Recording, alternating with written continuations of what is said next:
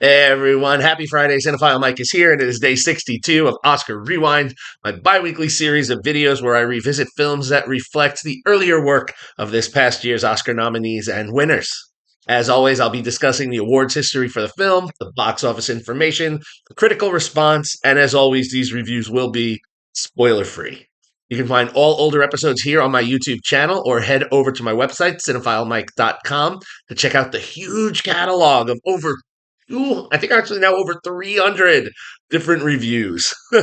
Before I jump in, please click that subscribe button, click the like button, join the conversation, drop me a comment, get in on the conversation. There's so much good stuff coming, you don't want to miss out. So, today, we're going to stay a little lighthearted like last week's films.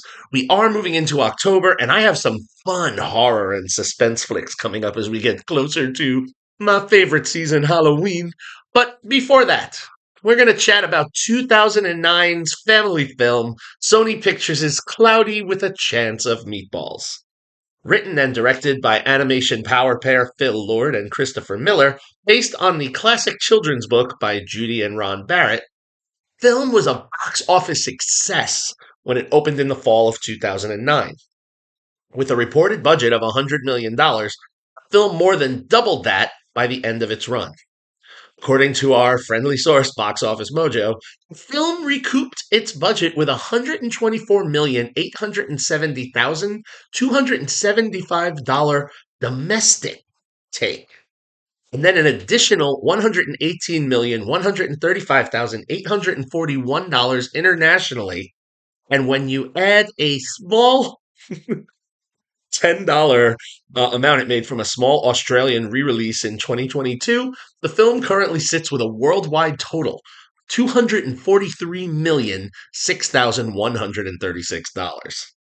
Now, as a result of this, the film would spawn a sequel that was, while not as critically loved as the first, was a little more financially successful 4 years later in 2013. So I referenced the critical response. First film, this one, Cloudy with a Chance of Meatballs, was well received. According to Rotten Tomatoes, the film sits with a rating of 85% critically based on a total of 143 responses, and on the popcorn meter side, and I believe the largest of any film I've talked about, Rewind this season, over 250,000 audience scores on the popcorn meter have the film sitting with a 72%. So, why is Cloudy with a Chance of Meatballs here on Rewind? Well, as soon as I referenced the names Phil Lord and Christopher Miller, you may have automatically been like, huh, weren't they the two guys that won the Oscar a few years ago for their very well received Spider Man Into the Spider Verse? You would be correct. They both produced that film, and Lord was one of the writers, and it did win Best Animated Feature that year. It was one of the most successful animated films of the year.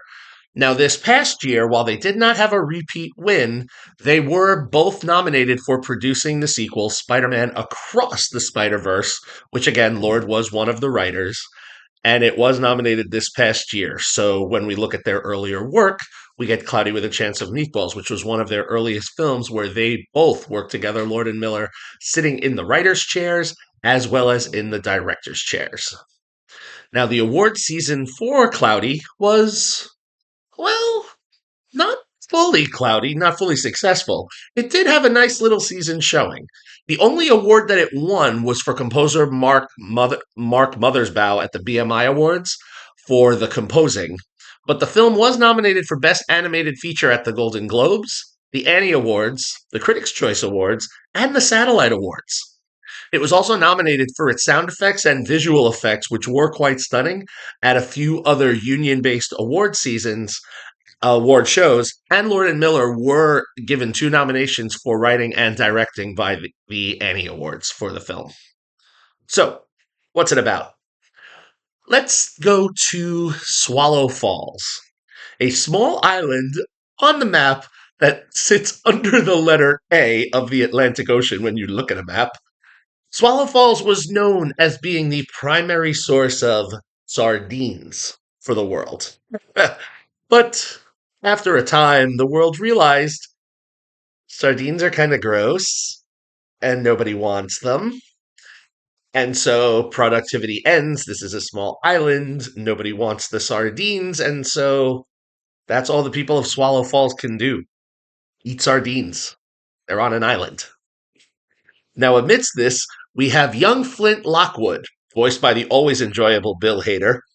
Flint, ever since he was a child, dreamed of being an inventor, a dream supported by his mother when he was a boy, but now in adulthood, not so much by his widowed father, Tim Lockwood, voiced by James Caan, who just wants Flint to stop inventing, come work in the family business. And let's jump to present day where Flint believes this is the one, this is it. I've made the ultimate invention, a machine that can turn water into other food. Let's have more than sardines. And through a series of events that will at first, well, make Flint a complete outcast to the town, will then make him a local hero when he gets his machine into the atmosphere, and before we know it, whatever food he types into his computer falls down from the sky into the mouths and onto the plates of a very happy Swallow Falls.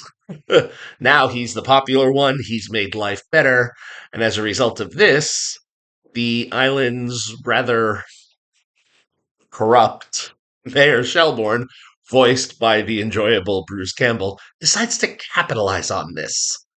Around Flint's invention, he renames the island Chew and Swallow and decides to turn it into the ultimate destination. Where else can you have whatever food you want fall from the sky?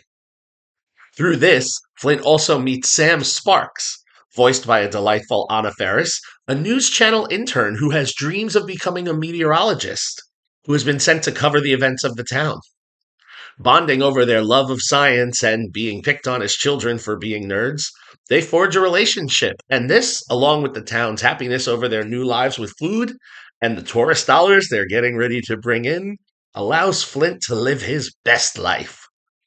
But despite some warning signs as things go on, the food all of a sudden gets to be too big. And this leads to an unfortunate circumstance that at once what was saving this island nation is now putting it at risk of extinction unless Flint can stop this machine.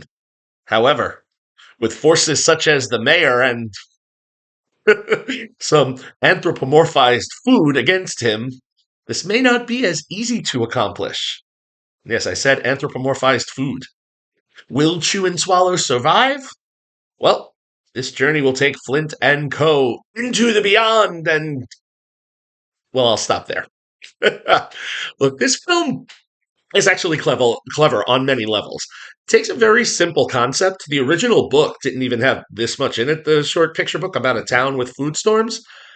And Lord and Miller have actually been able to craft a cautionary tale about the dark side of excess and greed and gluttony, and yet also create a story of family acceptance.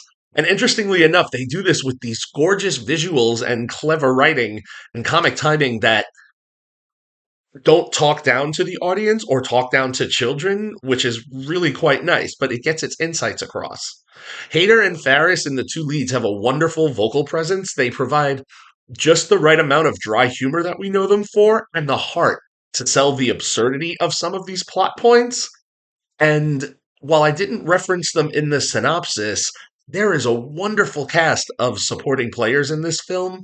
You have Neil Patrick Harris, Lauren Graham, Andy Samberg, Will Forte, Benjamin Bratt, Al Roker, Mr. T. I mean, this whole cast has very good timing. And, Lord and Miller, they've proven time and time again since Cloudy with a Chance of Meatballs, whether it was in the Spider-Man animated films, the 21 Jump Street franchise that they relaunched, the Lego movies. You know, this provided the blueprint for those. Their writing and their timing is very sharp. And, I watched this for purposes of rewind. I almost wish I had actually seen this movie in theaters. I remember kind of passing on it at the time, thinking, kids' film. I wish I had though, because some of these visuals were quite entertaining to see and probably would have been fun in the 3D. But that's my loss. The animation team works very well. The Annie nominations are very well deserved. The movie moves at a very swift 90-minute pace. And it provides the laugh, it provides the heart. In all, it's a solid 4-star film for me. While not a heavy duty think piece, look, sometimes you just want a fun family film. And Lord and Miller definitely deliver with this one. Now, if you would like to catch Cloudy with a Chance of Meatballs, unfortunately, your only option is to rent it or purchase it on either a physical or digital platform. There's no streaming information for it as of this recording and posting.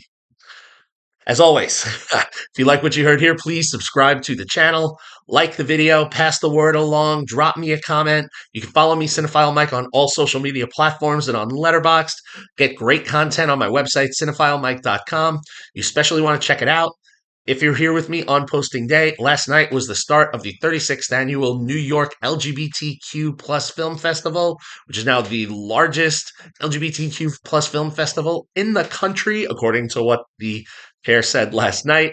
And over the next 10 days, I have access to over 140 new films. So we're going to see how many of those I can see and how many of those I can get reviewed on my website. So to find out, you know what you got to do. Happy watching, everyone. And until next time, this is Cinephile Mike saying take a break and watch something new.